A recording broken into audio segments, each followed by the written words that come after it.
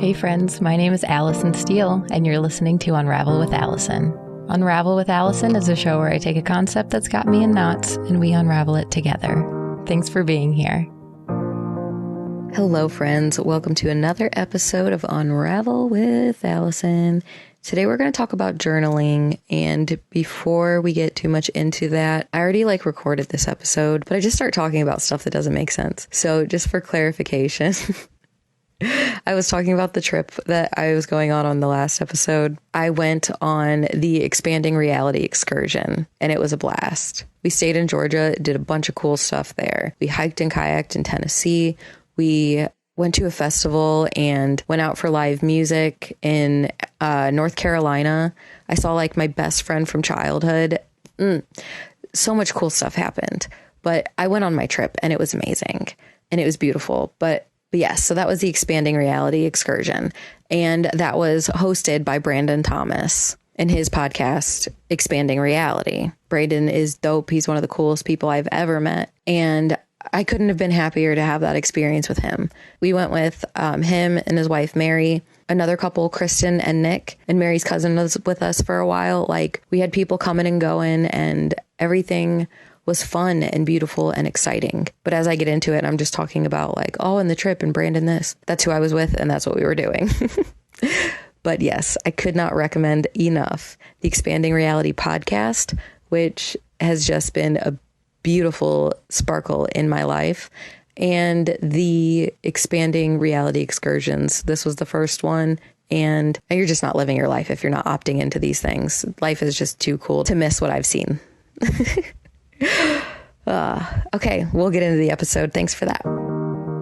Hey friends, today we are going to talk about journalism and journaling and journeys, all of those things.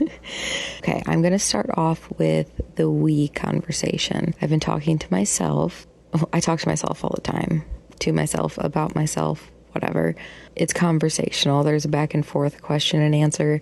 I force myself to think different things to figure stuff out. You do have to ask yourself better questions. In my journalism class, if you're going to relay the story with integrity, you have to hit on the 6 honest gentlemen, which are answering the questions who, what, where, when, why, and how. You can confidently relay that information as journalism. But you don't do that first without asking who cares. Because if nobody cares, don't cover the story. I'm not doing this how I want to do it.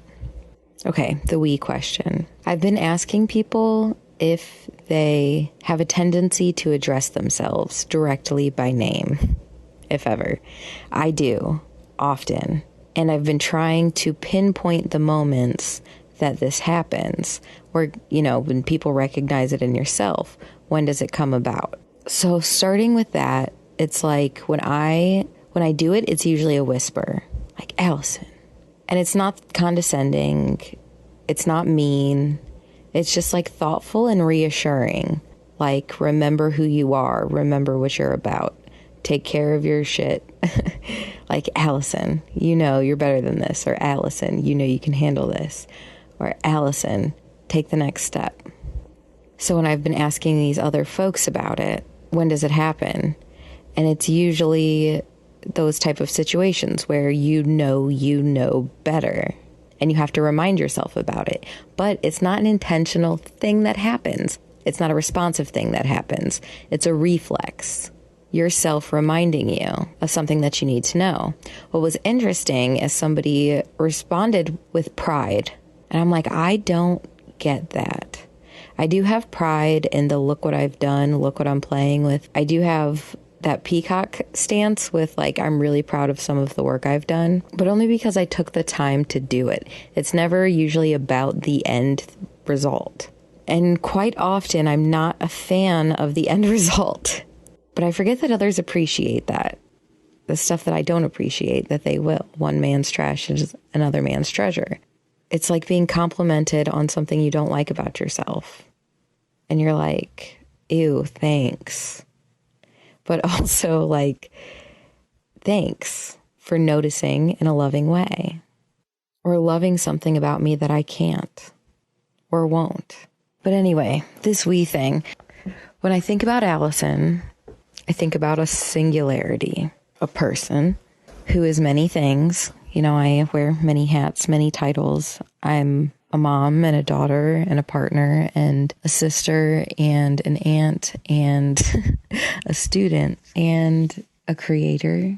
I'm an ambassador for myself. Allison is the outward Allison that you get to shake hands with and meet is an ambassador for myself. So what is myself then? What else is going on? My cells. Whatever energetic thing is happening in here that keeps this moving, there are so many of them. Too many to even count and consider, like every drop of water in the ocean. There are these little electrical impulses that carry us through every moment of our lives. And if you think of that as a one singularity entity, it's like everything, every person, every movement that we encounter, like you're right here, right now, changes so often. And you're experiencing different energy with each movement and with each behavior. You're imprinting memory onto it. And you're sharing that within your circle and outside of your body too. Like I think that our ideas can travel just like our toots do. Like someone has one across the room, and if it enters your field and you're open enough to experience it, it's going to express itself in the only way that it can. And so like if somebody toots from across the room, it'll make its way over. But if somebody is expressing this high amplitude energy within your space, it's going to carry over. You're going to get some of that, but it's going to express however that resonates within you is how that's going to express within you. Like that's how I think the Akashic records and like mediumship and all that stuff works. Like I was explaining recently how I use tarot cards where it's like every single card can tell a completely different story 12 times over. So like I don't focus on the reverse or whatever. You just look at the card and sit with it for a second. And the first story you want to tell about it is because I'm filtering that energy from the person who I am sharing this space with. If I'm doing a card reading for somebody, it's like they're going to give me the energy to give them a resonant story. Because when it filters through my energetic system, it expresses within my structures.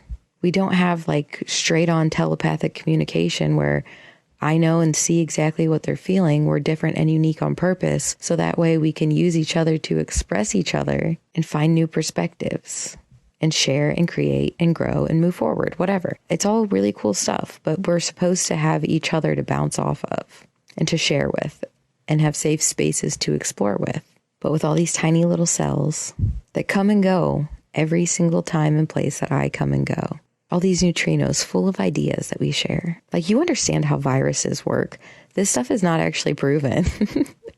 Read The End to Upside Down Medicine by Mark Gober.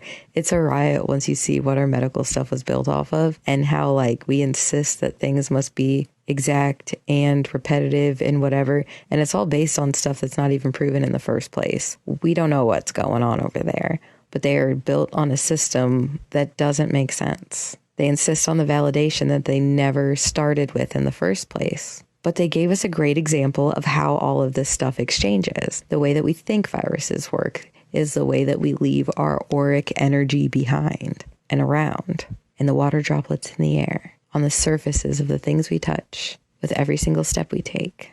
So who's whispering Allison? Whose instinct is that to have that reflex? To insist upon that input without me intentionally calling it in? Allison. I like to think of it as a chanting crowd. And instead of like one spirit guide looking out for me, talking over my shoulder, like whispering in my ear, I like to think that I've imprinted enough of myself with enough of myself. Like I've intentionally made behaviors and decisions of who and how I want to be, and reminded myself how important that was and why I loved it and how I loved it. So for me, it doesn't come in pride, but it comes in those situations where I'm getting down on myself or I'm talking down about my situation, or I start going the negative and it's like, Allison, come on. And I'm like, yeah, for sure. Let's go. I sorted myself out a lot through journaling. Like I sat down and really wrote about myself and about what I was around and made it conversational, asked questions about what I was seeing and why I was seeing it, and just answering those with the first thing that came up in my head. And then I would change the questions to those journalistic standards, the who, what, where, when, why, and how. And then ultimately, who cares? I was just breaking down those I am statements, like the I am a mom, I am a student, I am a this, I am a that, I am a people pleaser. People pleaser was such a big journaling day for me because I realized that I'm not a people pleaser. I like the way it feels to have human connection, and those often happen in places where I'm perceived as a people pleaser, where I'm self-sacrificing for something bigger than myself or something away from myself. I make myself small to allow others to be big. But I think we need that expression. And I just think we don't know how to do that. And then also when you first learn how to do that, it's not easy. When I was growing up, if someone got mad, if they dropped something or whatever, they would yell about it and then they would get over it. But there was a lot of yelling. There was a lot of outburst, and it was like big and then it was done. And I'm like, at least it's out of your system now. And that's what it felt like, is at least it's out of your system. And at the first big boom, it's kind of like you hold on and see if is this going to progress? And most of the time it doesn't. But when people start focusing on that type of behavior and what they're doing and how they're doing it and who it affects and what it is, it's a scary place to be with yourself, especially when you realize the impact you have on the people you care about. And it gets harder to do better because it is a lot of trial and error. And the error is especially if you're persevering, it feels like one mess up after another. No matter what you do, you just can't get it right. But the thing is, you're still trying, but it looks and feels so very ugly, almost to the point where it's worth going back to that comfort zone because you're still putting everybody through rough stuff, but in a whole new way, because they have to learn to adapt as you are growing. And you're trying to grow in a way that doesn't hurt people, but you're hurt, and hurt people. And you can see how it gets scarier and scarier and darker. And it just seems like, you're passing around the hot potato and nobody's getting better. And now all of our hands are burnt and nobody wants to play anymore. But it's that get up and go, get a grip and keep moving. That's what you're cultivating and building inside of yourself when you're doing that. If you can break free from the storyline and have genuine, honest communication with the people that you think you're hurting, most of the time you're not hurting them by doing the things that you think you're doing. And when you express it, they're like, oh, I can't believe you've been feeling this way. That's not what this is at all. It's we create these stories so big in our head that we forget the reality of the situation.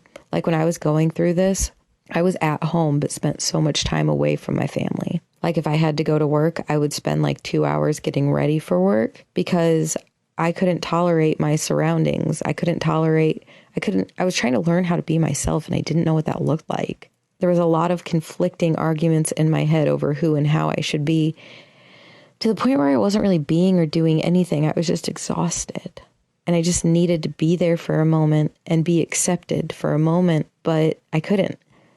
I had to be more to the people around me. I had to be the mom. I had to be the partner. I had to be the employee. And I had suits for all of those. I didn't know what was underneath any of those suits, but they weren't meshing anymore. And the more compartmentalized everything got, the crazier I felt and the meaner I was. But it was there was no sense of self to fall back on or to come back to. There was no Allison whispering to get a grip. It was just, you're this, you're that, you're this, you're that, you're not good enough. You're upsetting everybody. It's better if you're away because then they won't want you. And if they won't want you because they can't have you, you won't disappoint them. They will distract themselves and be okay with you not around. And I lived in that truth for far too long. And the hardest part about love, especially with younger people, is that it's unconditional. And that's why we have childhood traumas, is because it's there's an automatic reset button as a kid where it's I don't care. That's my mom. I love her. I don't care. That's my dad. I love him. I don't care. That's my brother. It's what we do. I don't care. That's my sister. Leave her alone. There's just so much automatic forgiveness of that's who and how they are. And now as adults, we look back and then we put these titles on them, like, oh, I was gaslit. Oh, I was this. Oh, I was that. Nobody was actively gaslighting anybody. Most of the time, people were joking around and playing. They were using us as pawns for entertainment, often as children. Everybody's still doing it. Go on TikTok and watch like somebody send their daughter in to go get blinker fluid. That's the type of stuff of like, I don't understand why we do that type of stuff to each other. And some people love it and think it's funny and tell the stories for years and it's not traumatic at all. To me, it is, because it's like, I trust you. And I'd like the sentence to stop there, because then it goes into the repeated behaviors of I trust you, but it's my fault. That's just what it ends up being. It's my fault for trusting you not to behave this way or not to put me in those situations. It's my fault for trusting you. And then getting on the topic of trust. That's a made up construct. We don't owe anything to anyone, and we all have different ideas of what that word means. We give so much power to that word, and we outsource it all the time for other people to tell us and to Google whatever and to get validation from other people. And like, I just stopped Googling my experiences, because the last time I did was when I looked up at the sky. I was outside and my kids were playing, and I was on my partner's lap, my head was, and I was looking up at the sky, and I was just like, there's glitter in the sky. Did you see it? Do you notice it? Like, if you look and like, kind of, he's like, oh, the swim and eyeball stuff. I'm like, nope, that's very different. This is glitter. There's glitter in the sky. And I Google it, and it's called the blue light entropic field. But before I Googled it, I was surrounded by magic. And then I put a scientific name to it to get an understanding of it. And once I understood it, I didn't value it like instantly. And then I put my phone down and I looked back up. I was like, no, we're not leaving it with that. We are not settling on that. This is glitter all around us, and I refuse to call it anything else. I can acknowledge that it's that, but it's both things, and this is the best one. And then when you think of all this energy floating around us all the time, being a wave or a particle, however you choose to view it, maybe it's just looking at the particles in the sky reflecting the light, water molecules stuck in transition, reflecting the light, parts of all of us coming and going. And that's why auric energy makes so much sense, is because you can see it. Like, I can't see an aura. One of the coolest things I remembered, it was like some talk show thing of like psychic kids. There's an amusement park by us, Kings Island, and the drop tower takes you all the way up and spins you as you go slowly, and you just go to the top, and then it drops you down really fast. The psychic girl that was on the show was talking about how she'd go on that ride, and as she'd go up, she would look at all the people and they looked like Skittles. And I tried to imagine that, and I couldn't. I could. It sounded really cool. I got the gist of what it meant. And then I took the ride because we used to go all the time when I was younger. But I really tried to focus my energy on the ride up. And I have so much adrenaline because it's a fun ride. But I still was mindful of that and tried it when I was younger to see if I could see it that way. And I couldn't. Here's where it all kind of came together for me. Like, I was trying to draw out the answer to a question about, I don't know, it was a riddle basically about how these guys spend money and whatever, and then there's an exchange, and then there's a discount, they take money back. By the end of it, there's $1 missing. So I drew it out and tried to understand, these people expect this, these people expect that, this is the exchange, this is the run back, this is what's missing. Why? And then I noticed the signs that I was using and everything for it. Like, I put a plus next to the 3 guys and a minus next to the 1 guy because he was down the $1. These guys were content with their expected outcome. And I'm like, intent plays a role. And outcome plays a role, because the outcome is how you're perceiving it. How it ends up is what seems like the real story. But the fact that 3 people had the same positive intention and the other person had a neutral experience, the 3 with the positive intention got exactly what they expected, and the other person was susceptible to the neutral outcome. And you can't explain that in a business sense, but then it gets you thinking about how this card reading energy works and Akashic records work and everything. Because for the Akashic records, I always imagined it as the person who can connect builds 2 bridges. They build a bridge to the records, and a bridge to the person. And then they take in the information from the person, deposit it into the records, and the records gives them a resonant feedback of like energy to deposit back. So they're retelling the same story. They're redefining, or it's like the bridge is an empty pool. Okay. So the pool itself is the feeling, and the story behind it is the water that fills it up. So the water is water. The story is irrelevant. It's just filling it up. It's adding depth. But the important part there is the vessel, the structure of what it is, not so much how you talk about it. So I imagined the person doing the reading as being a medium, like the middle man between these two things. And that's why I think a lot of energy workers get exhausted easily, because they are doing too much. And that's why I have a hard time with these modalities, and why it's like, I want to learn more, but also I can't see it as any other way than finding new ways to tell people about themselves. Because that's how it felt for me the last time I had a reading, and I had a good reading. Like, it was a good reading. And it wasn't Akashic. It was just a intuitive mediumship. And that's when I was like, oh, that word makes sense now. It's because I know, like, you're just telling me what I feel, but using different language. And it's because she's reading my energy and she's good at it. And then I'm like, you can't give me any answers because I haven't come up with any. I genuinely don't know what I want. So I'm asking for guidance, and I have none. And the guidance I was given was it was just so obvious to me when, I wanted to see if there was anyone around me. And I assumed, even before going in, that I would have energy of my grandpa and of my stepdad. And because I anticipated them, they were with me. But again, it can only be expressed through the way they're able to express it. So what's funny is that, like, I'm very, very audiovisual. Like, if I see it and hear it and sing it and mock it and repeat it and feel it, like, I get it. I just remember it. And then there's times where, like, somebody will quote something back to me that we watched the same day. And because I wasn't invested in it, like, I genuinely didn't even understand the reference, even though it was seen on the same day. So for this type of thing, it's like, I'm ready to ask the question. I prompt the question if anybody's with us. And then I hear a train, and instantly I'm like, Grandpa. Because I have a heavy association of trains and grandpa. And I laughed because I'm like, duh, it's already happening. It's already right here. Like, duh. And then the next part was about a conductor. She's like, this is so weird. They're showing me a picture of my son as a conductor, like his Halloween costume as a train conductor. But they're saying, not like that, not like that, not like that.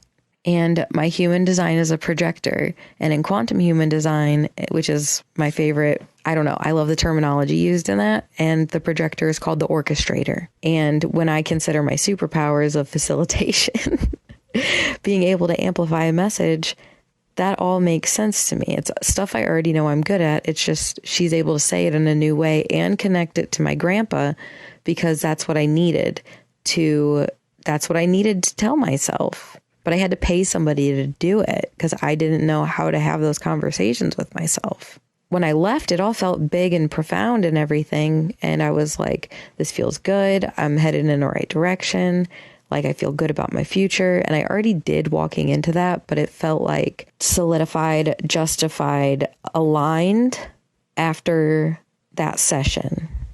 Like, I put a lot of faith into it. And like, I'm not mad about it, because it's like, you're telling me about myself and I'm backing myself up.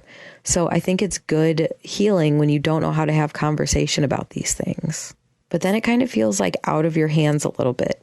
Or if the person that you're working with has an unhealthy default, they may express doom and gloom, or they may express negativity based on their history. Or if they have crummy ideas that come through, like a lot of these healers talk about how a lot of people carry really low vibrations, and some of it's hard to see and feel and experience. So that's when I get into I don't care mode.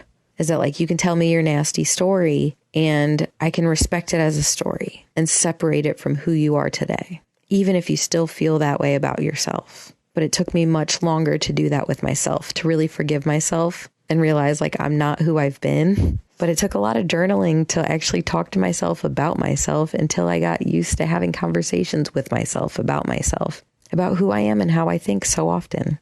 Like once you've journaled so much, you can only figure out like, I don't know, you get to the point where you learn about yourself and then you have to go be yourself. What I learned about a lot of the spiritual community and even like what made me put my book down and stop writing it, because I'm joking, like I'm kidding myself when I say that, like I want to get back to writing. I bought a new keyboard. I don't have anything left to say. I don't have anything left to say because I got to that point where I was like, why do we go to psychics? Why do we pay for this? Why do we pay for that? Why do we do anything? It's all because we want to feel better. And how do you feel better when you have permission to exist in the way that you want to exist? And we don't cultivate enough space for that. And that's the problem. And maybe it's not for everybody, but that's the situation for me.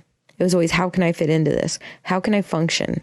It was like feeling so happy that I finally got Adderall because I'd be able to function and be the good manager and be the on track, on task person to make the money I need to support the life that I want to live in the 20 hours a week I get to. There was so much of do this, do that, be this, be that I was just tacking it on and piling it on that there wasn't anything left anymore. So I started to face myself and get over myself, like a lot. And I already was doing that. Like I went to that psychic right after I cut all my hair off, which was right after I quit my job and right before I started school. So I was in a very weird place and wanting to be hopeful, but wanting reassurance. And I got it in that session. She was able to pair the grandparent support that I felt that I needed to back it up because I trusted in his inherent goodness, that any guidance he had for me, I would have taken to heart. And I trusted her to tell it to me. I didn't trust that I'd be able to hear it, but she found that piece of me, tied it to that piece of him, which was tied to her picture. And she was able to express this, but it's different. And her saying this, but different was like, oh my God, that's all of this. It's just all of this.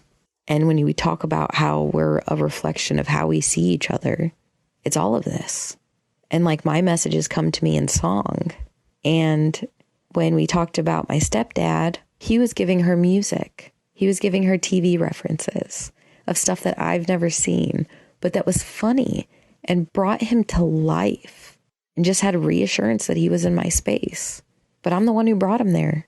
She would have no frame of reference. If like he didn't float in and pop his head in, I brought him there. And I saw that so strongly when I watched this medium show, Tyler something. He's a young kid and he's like a psychic medium for all these celebrities. He's very sought out. The show that he was doing was like, he's going in blind to meeting people and then going to connect with their loved ones. And the way that he learned to do all of this and get messages and all this stuff, like he has validity to back up information. So I was like, how does this happen for him, but it's different for me? And then I watched the show and he explains how it's like, doing art when you feel big feelings and using certain symbols for certain things. And then realizing like, there's patterns here. So like, if they're showing me this direction, that means it's a cousin. He made up a system of deciphering. He decided, I don't know if it just was like, I don't even want to say it's channeled. I think it was like inherently developed personally for him to associate these things with those feelings. And then they imprinted that way.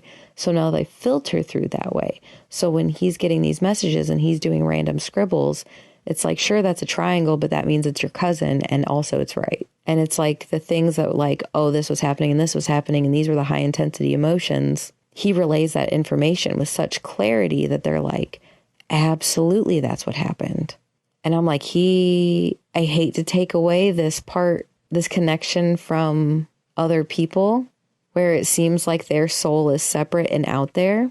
But I love the idea that we are ourselves and our million, thousand, tiny, billion little pieces. And I have a piece of that from every person I love that has passed. I can bring them up in my heart and attach to that energy any second. And if someone else can read certain shit off of it, I don't know. I think that's why I don't personally value intuitive mediumship anymore.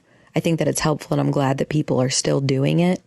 I'm glad that the people who are seeking it out still have it as an option. But for me personally, I cultivated a relationship with myself to understand how this works for me, and that outside perspective is just validation of what's present inside of me. So I'm okay with what I have and how I have it. But I'm not going to get those specific details, those specific messages. I won't be able to relay your information. I know that I could if I came up with a code, and I'm really good at systems and coding. I think I could develop that very quickly, and I kind of don't want to, because in conversation, it's my uniqueness, my unique thoughts, my unique perspective, all backed by every tiny little cell that can express so genuinely. And when they can chant, it means we're all on the same page. It's not somebody whispering, one other whispering to me. It's my collective otherness saying, you got this. Keep doing what you know you're supposed to be doing. And in case you forgot, here's what it is.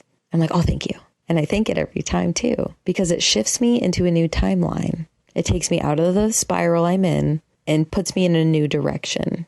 Even if I'm physically not doing anything different, the spiral has changed and things are different. The energy has lifted and we have transmuted it. So when we do that intentionally, when we can notice at ourselves that we don't feel good, we can choose to feel better. And that's when you jump in to the journalistic perspective. Just take a look and see it for a story. Who, what, where, when, why, and how, and tell it different ways every time. Answer those questions and then ask, who cares? Does it matter? Probably doesn't. And if you come up with a better answer in one of your who, what, where, when, why, and hows, usually you can find a lesson, a worthwhile outcome. That happened so I could learn this. And now that I know this, I'll embed it as a skill and I'll pull it back out when I need it. But I have a new frame of reference. I have something different to look back on that I can pull forward because I might need it again in the future. And next time it comes around, it probably won't be so scary. Sometimes you get put in situations where you have to face stuff before you're ready or before you've had time to consider it. And that's when it's nice to be on the same page with yourself. I went on this trip and it was beautiful. The one I was so excited to tell you about last episode is done and over with, and it is a more beautiful experience than I could probably ever even put into words, but you're going to hear about it probably for the next year because I have stories of 10,000 lifetimes. It was beautiful in every single way, and honestly, like, if the only thing I took from that trip was the time we spent in the cars together, it would have been a worthwhile trip. So that doesn't even mention all of the adventures we went on and everything we got to see and do and talk about and be around. Just literally every moment was beautiful. Just beautiful. And some were hard, and they were still beautiful.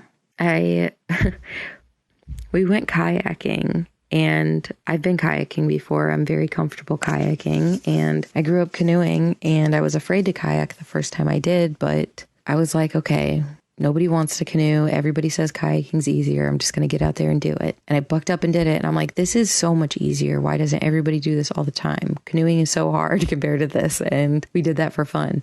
This is way more fun. Every time I've had the opportunity since then, it's like, definitely give me a single kayak. And it's a blast. But that's been in Ohio. And we went just beyond a dam in Tennessee. And they had posted all around everywhere these little notices like the dam is open. That means the water is colder, the water is faster, the water level is higher. All of that kind of stuff for obvious warning. They need to post it everywhere because it's important to know. It's different. But I still was pretty confident going in, and there were beginners that went on that trip, and it is what it is. Before we even get on the water and have life jackets on, we have to go into the side room and watch a video about how to navigate underneath the third bridge. And there's 5 total bridges that you go under, but the third bridge has narrow posts. So you just have to pay attention to what you're doing.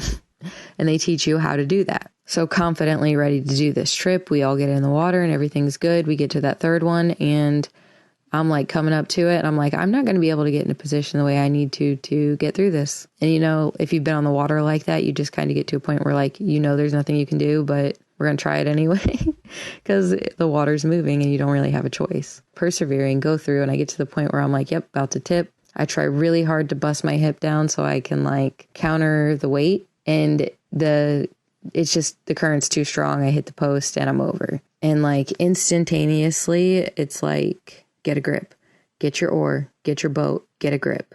It's like 45-degree water. I'm freezing and shivering. My body is like contracting itself to the fetal position to like keep it close to each other, even though I'm trying to swim. The flip-flops I had on, they were sandals. So there was a Velcro strap around the ankle and around the toes. Part around the toes flipped off, but the part around the ankle stayed.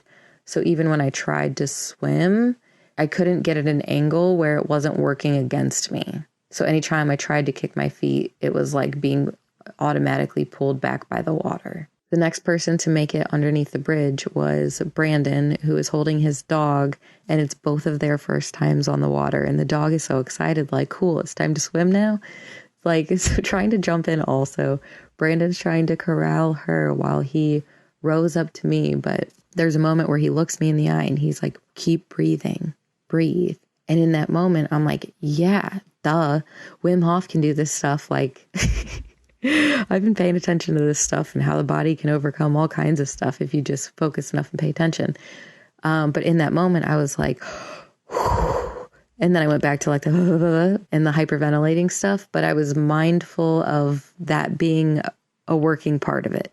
So get a grip and keep breathing was what's going on in my head. And my head's on a swivel trying to figure out where to go, what to do. No options look viable and everything's just moving so fast. Brandon works his way around to where I'm able to keep one hand on his boat and the other with the oar and my boat, which is still upside down. I don't notice that on the other side of the river, Brandon's wife, Mary, is in a double kayak with Kristen, Kristen's holding onto a post on the side for dear life because there are no shores or banks to come up on. Brandon gets his kayak over to theirs, is able to swing his over, which swings me over. I just barely get footing on these like crumbling rocks on the side, just enough to flip my boat and hop in.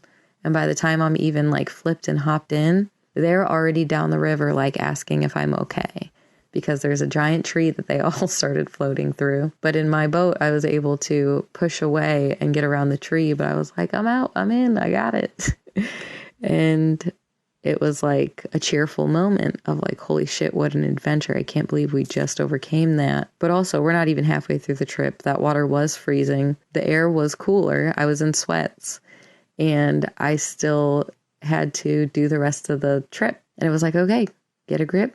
You got this. Go through it. We packed clothes. There's some in the car once you get to it. You're okay. You're okay. You did well. There was no little Allison whispering. There was no crowd cheering me on. I think they were all very hard at work. I never felt like I was in any real danger. It was like, oh, this sucks. Get a grip. Keep breathing and get a grip. And then we did. And then when I was sitting there cold, it was like, okay, all right, you got this. You got this. And it's almost over, but you're okay. We got out of the river and I immediately like took the sweats off. I had shorts and a light hoodie on, and the shorts were wet, but the hoodie was dry. And the bus ride back to the cars, just cried the whole time. Just those silent tears of like that muscle tension just releasing. It was like butter melting out of my eyes. It's like I was defrosting. There was no way I couldn't cry. And even when I was asked questions, I'm still crying through answering them. But I am so okay. And that was the biggest message that I was getting from myself. It's like, you are okay. So when they're like, are you feeling okay? Are you good? I'm okay. And even joking about it, trying to talk about it, I'm like, I'm not there yet, but I would do it again.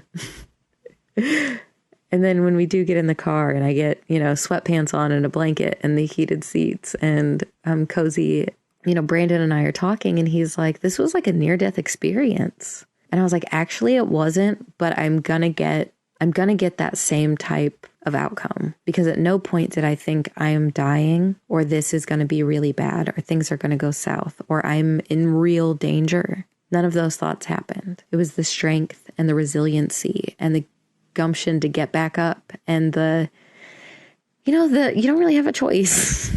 You don't have another choice. And even though I technically did, I could have thrown a fit or done a million other things.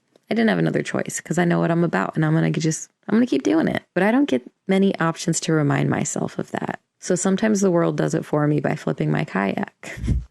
But I was telling Brandon about how on the way home, I could even feel it in my body. I could feel it in my shoulders. I could feel like I'm mindfully asking my body to relax. I'm going muscle by muscle, like, you can let go, you can let go, you can let go. And with every muscle that I release, there's like a whisper, a little story, a part of me that tells me something that I need to hear.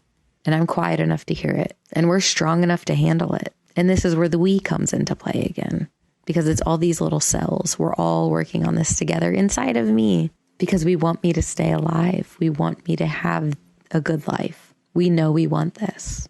And we want her to have that. See how silly this gets? So I'm releasing my muscles. And it's like, do you realize how often you do this? Do you realize that you have a mindfulness practice to release your muscles because you're tense so often? Can you tell how used to this we are? This is like my muscles talking to me. Like, I am Jack's gallbladder. They're just telling you about themselves, about yourself, about ourselves and what we do and how we do it and why we do it and how we feel about it, which is hard to hear and hard to say and hard to think and hard to do, because those conversations were hard too, because I'm relaxing and taking care of myself and processing this stuff out. And these conversations are hard to have. So it's like, oh, okay, that's a relief. And then I get a thought, I wish I could hug my dad. And then I immediately think, no, you don't. And it's like, okay, you're right. I wish I could hug my partner. And the next thought is, no, you don't. It's like, you're right. What is this? It's like, you're comforting yourself. This is the energy that's soaked up around you. So I start at this space in my defrosting mode and like finish this conversation with myself as I'm like taking a warm shower. You know what? No, I didn't finish the conversation with myself. I got over the hugging stuff and was like, no.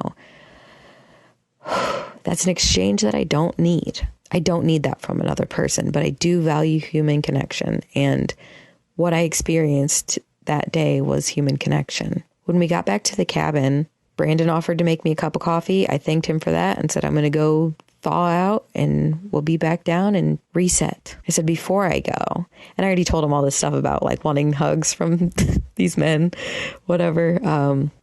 But I was like, before I go up, can I please just have a hug? And he said yes. And I gave him a hug. And I was like, this is what I needed. I didn't need somebody who looks at me in a certain way to give me something that I need, because it felt like I don't need a dad hug. I don't need a partner hug. I need a human hug. And my body was trying to tell me to ask for one, but I'm reminding myself that I don't need one. And that was weird to unpack also, because what it wasn't saying that I don't need or don't deserve that type of love, but that energy is in my space where, yeah, my dad wants to hug me when I feel that way. And I know he does because he's my dad. If he was with me, he would have hugged me and wanted to have hugged me in a heartbeat. He would have wanted to be there for me in that way. And it's the same thing with my partner too, where had he been with me, had he gone through that experience with me, had he just seen me in my present moment, he would have wanted to be there for me in that way. He would have wanted to hold me and warm me up and love me. And my initial takeaway from that was like, I'm still getting a hug. I still need a human real quick. And Brandon is such a thoughtful. So I hug Brandon and we share a moment of just two humans that are being together right now. And that's the connection that I needed. So I go and take the shower. And that's when I get the reminder of like, okay, all of these things are true. You don't need a hug from your dad to be whole. You don't need a hug from your partner to be whole. You don't need a hug from Brandon to be whole. You can do that all by yourself. You know how to comfort and take care of yourself.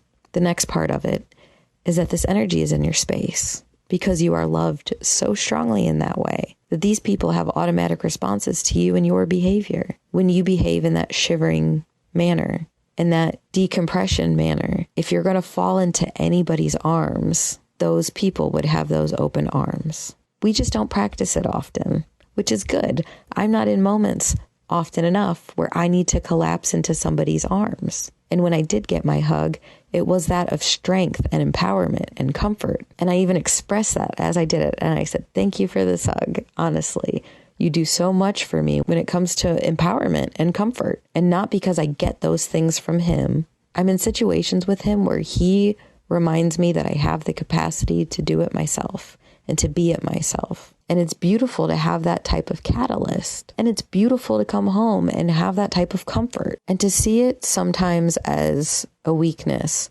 like they want to give me this when I'm not feeling that way. That's hard for me when people pity me when I don't feel pitiful. I can see it now as like, those are your blockages. What I'm going through and what I'm doing are not something that you would want for yourself. And it's not even necessarily something that I want for myself, but I don't see myself in a pitiful situation. When I can look at my situation with empowerment and be like, yeah, there are times where I'm like, yeah, I'm in the pit and I feel like I gotta crawl my way out. Great. That exists for all of us. But then so does this other part of empowerment where you're on top of it. And you're like, yeah, it still is pretty shitty, but I can do something about it. So I am. So what? But the who cares question in journalism, start with that before you get into who, what, where, when, why, and how. And if the answer is anybody else and your answer is that you don't care, this matters to other people. This one's hard. This one's hard to like throw out as a suggestion because there are so many ways to take this, and I've cultivated my mind and my space so carefully that I can say comfortably, it's okay to not care about what people think or how they feel. And that can come off as very narcissistic and damaging, and I'm just going to barrel through and do whatever I want because it's not that thing. But it's that part where I feel like I can't show up because I'm making everybody around me sad. That's not the case. And those kids gave me an automatic reset every single day. Every single day that I ran and retreated and spent time away from them, they loved me just as much the next morning. When I was in high school and I was mean to everybody in my house all the time because I had migraines, I had a migraine for like a year and a half and I wasn't nice. I didn't know how to be. I didn't know how to show up as a nice person because I was in constant pain. I wanted it to be okay to show up as an angry, hurt person, and it wasn't, and it was hard for me. It was and it wasn't. It was hard because I was hurting everybody all the time. You could see how my behavior affected others. It's like that's the catalyst for me to do better, not for other people to change. And when I can't do better, I retreat. I avoid like nobody's business. I run and hide because I'm scared.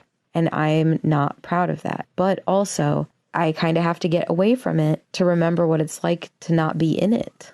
And that's what this trip offered me, is that it just a new perspective on life. Like I forgot to miss Ohio. I missed everybody that I loved. I missed holding my people. I thought about my people every day. And I was reminded constantly throughout every day, like, oh, the kids would love this. Oh, my partner would think that's cute. But I got away from it and got a new perspective on everything, anything. I was just introduced to new ways to look at things, new ways to feel about stuff. And it's as simple as that. And when you're in and around people who are doing that in fun, beautiful, uplifting, welcoming ways, it's the safest place to tip your kayak, to show up and mess up and be supported. And like, nobody was going to just like be like, good luck. I wouldn't go in the water with anybody who would do that to me. But also there was like, Brandon even said like, if it was necessary, I would have gotten in there. I would have. And I was like, of course. Yeah. Like if I was going to die, sure. I hope somebody would try to save me, but it wasn't that. And the fact that everybody could recognize it and still try to, like, nobody else needed to get in the water that day. Nobody else needed to do that. And the fact that we were able to avoid that, that's just that kind of stuff when you start having those conversations with people about what you're feeling and why you're feeling it. I feel like I can't show up for my family and this is why I hide all the time. And the family is like, no, we love you every day. You're welcome to be here. But then they still need you to show up in specific ways. It's a hard thing to balance, but there is a love there that says you're welcome here and you're welcome to come back every day. And there might be headbutting or whatever, but that's why I still value family and think that it's so beautiful, even though individualistically, I think we thrive. I think we put too much importance on family structures in different ways. But then I also understand the vitality supported in that unit. So then to have that type of unit without those people was very loving and very fun. I love watching people react in situations like that, honestly. Like, I love that nobody else got in the water. I love that nobody else was screaming or hysterical, or we just handled our shit and went on with our lives and had a really good time. But Brandon has some journals that he sent me home with the first time that I went to visit him. And on this trip, we got these awesome little adventure bags. They're the coolest little things. They're like a crossbody one strap, and he had goodies in every pocket of it.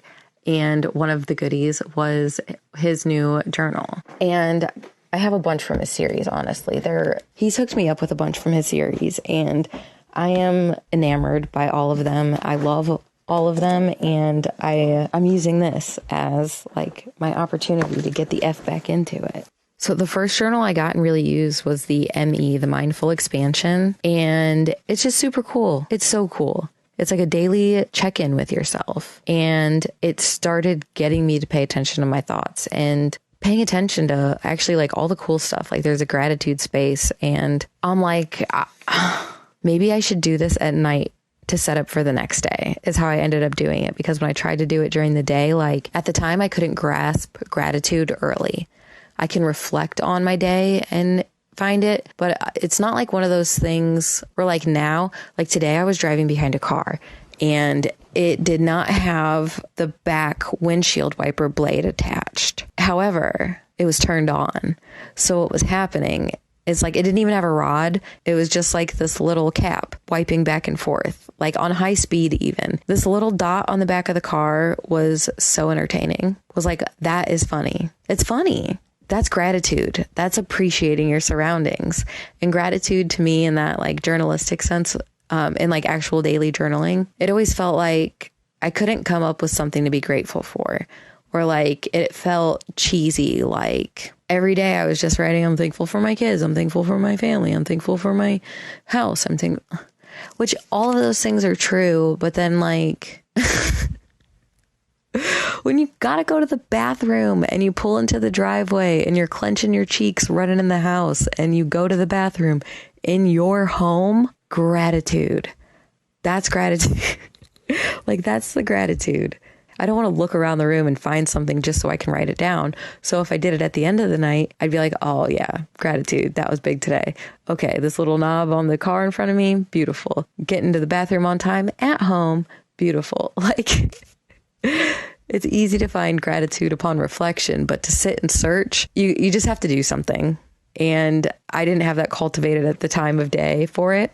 But then it just made me start to look for it throughout the day so I could write it down at night. And now it just like shows up and I can find it in those little ways, in big ways, easily right in front of me. But that mindful expansion, like super cool. There's a spot to track the moon, and it has like little ways to have conversations with yourself. And who do I choose to be today? How do I choose to feel today? What do I choose to give today? What do I choose to receive today?